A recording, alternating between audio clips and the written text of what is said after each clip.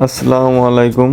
আজকে আমরা কোনে গেতাইছি কহাবেন কি করে কবেন, আমি রান্না করে কই নাই।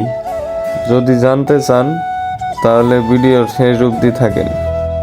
মানুষ ভর্তি বাস, না জানি জীবনে গাড়িতে ওঠে নাই। ভিডিও করতে করতে দেখি আমার কোলে একটা কতুরে বাচ্চা এসে বসে বলল, হ্যাঁ আই এম তো অবাক, এ বলে আমার বড় ফ্যান। এর পাঙ্খা কোনে? ভিডিও করতে করতে দিয়ে আমারে থুয়া ওরা বুদ্ধি করলো। হ্যাঁ কি বুদ্ধি করলো আমারে তো আর কয় না, এখন দিয়ে আমার গাড়ির গনে নামা লাগে, মানে বাড়ি পায়ে গেছি। গাড়ির গনে নামতে দিয়ে আমার বড় ফ্যানটা ঘুমায় পড়ে গেছে গা। কি করা যায়? হ্যাঁ আঙ্গুরেই চোহে কুলায় না গমে, কি আউস। গাড়ির গনে নাইমা দিয়ে আঙ্গু গাড়ি আর যাবো না, তাই আর কি করার, হাইটা হাইটা গেতাইছি।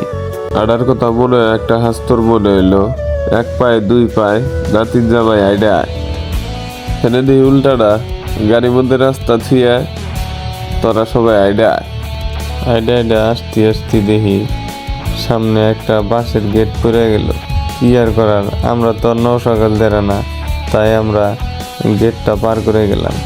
তারপরে আমরা বিয়ে বাড়ি পেয়ে গেলাম। তাহলে দেখতে থাকেন। তারপরে ভিতরে ঢুকেই দেখি আঙ্গুর জন্যে খের দিয়ে কাপড় দিয়ে বিছনা পেরে রাখছে, আঙ্গুরে মাটিতে খাইতে দিব।